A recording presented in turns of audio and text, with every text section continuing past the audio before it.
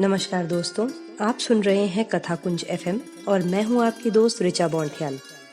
आज कहानियों के खजाने से लेकर आई हूं हमारे ग्रुप की सदस्य संगीता अग्रवाल जी की लिखी हुई प्यारी सी रचना जिंदगी हर कदम एक नई जंग है। तो आइए कहानी शुरू करते हैं। अरे कमला काकी, तुम यहाँ कैसे? चैताली हैरानी से बोली। हाँ बहुरिया, मुझे पता लगा तुम्हारी काम वाली काम छोड़ गई तो सोचा पूछ लूं कि मैं वापस से आ जाऊं। कमला काकी बोली। पर काकी, आप इस उम्र में फिर से काम करने आई हैं, सब ठीक तो है ना? चैताली बोली। हाँ बहुरिया, ये कहकर कमला काकी जमीन पर बैठ गई। उनकी आंखों में आंसू थे जो चैताली से छिपे नहीं रहे। काकी, आप रो रही हो? चैताली हैरानी से बोली। नहीं बहुरिया, वो क्या है ना कि बाहर धूल उड़ रही है, शायद कोई तिनका गिर गया हो। आप मुझे काम बता दीजिए, फिर मुझे घर भी जल्दी जाना है। कमला काकी उठते हुए बोली। रुको कमला काकी, बैठो वापस और मुझे बताओ बात क्या है आखिर। चैताली कमला काकी को वापस बैठाती हुई खुद भी जमीन पर ही बैठ गई।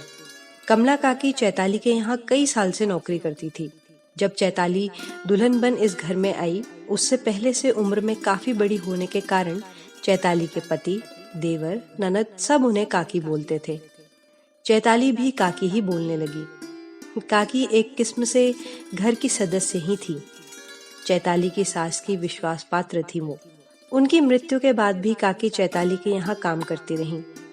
कमला काकी अपने परिवार के बारे में ज्यादा नहीं बताती थी, पर हाँ इतना पता था उनका बस एक बेटा है। पति की मृत्यु बेटे के बचपन में ही हो गई थी। आज से 4 साल पहले कमला काकी ने यह कहकर नौकरी छोड़ दी थी कि उनके बेटे को दूसरे शहर अच्छी नौकरी मिल गई है और वो अपने बेटे बहू पोते पोती के साथ वहीं जा रही हैं। चैताली को ये सुनकर काकी के जाने का दुख तो हुआ था, पर उनके बेटे की तरक्की देख खुशी भी हुई थी कि चलो काकी को अब घर घर काम नहीं करना पड़ेगा। पर आज ऐसा क्या हुआ जो काकी को वापस उसी शहर में और उसी काम पर लौटना पड़ा? वो बहुरिया, काकी कुछ बोलते हुए सकपका रही थी। बोलो काकी, मैं तो आपकी बहुरिया हूँ, फिर मुझसे कैसा संकोच? चैताली आत्मीयता से बोली।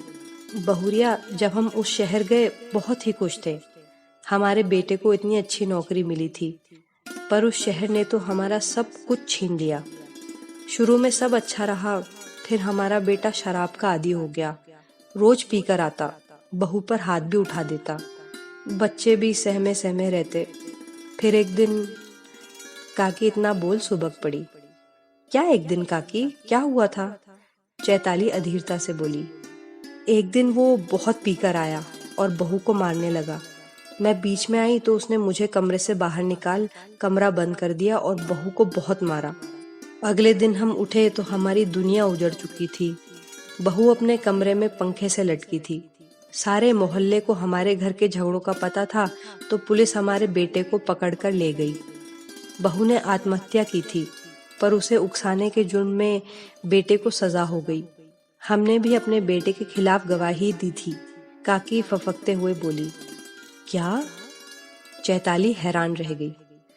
और नहीं तो क्या, हमारी मासूम बहू ने इतना बड़ा कदम उसके कारण ही तो उठाया। उसे सजा तो मिलनी चाहिए थी ना। बस उसे सजा दिला अपने पोते पोती को ले हम वापस यहीं आ गए, क्योंकि वहां उनके बाप के कारनामे उन्हें जीने न देते। कमला काकी बोली। काकी, सलाम है आपको। आपने वो कर दिखाया जो किसी साधारण माँ करने की सोच भी नहीं सकती। आप कहाँ रहती हैं? चैताली उस असाधारण माँ के आगे नतमस्तक थी। अभी अपनी बहन की खोली पर हूँ। जैसे ही पैसे का बंदोबस्त हो जाता है, किराए की खोली लूंगी। काकी आंसू पोंछते हुए बोली। काकी, आप पीछे वाली कोठरी में आ जाओ। यहाँ आप अपने पोते पोती की देखभाल भी कर पाओगी और काम भी। साथ ही खोली के बचे पैसों को बच्चों की पढ़ाई में लगाना। चैताली ने कुछ सोचते हुए कहा। बहुत बहुत आभार बहुरिया, तुमने मुझ बूढ़ी पर जो ये उपकार किया है। काकी ने हाथ जोड़ दिए। नहीं नहीं काकी, मैं भी तो आपकी बहुरिया हूं ना। जाओ, आप बच्चों को ले जाओ और फिर कल से काम शुरू करना, चैताली ने कहा। कमला काकी उठकर चल दी। चैताली उन्हें देखते हुए सोचने लगी कि सच में कुछ लोगों के लिए जिंदगी किसी जंग से कम नहीं है।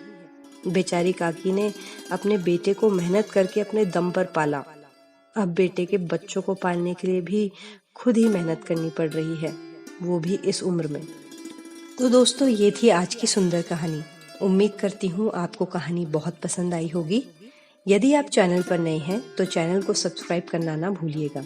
अब अपनी इस दोस्त ऋचा को दीजिए इजाजत। जल्द ही फिर हाजिर होंगी एक नई कहानी के साथ।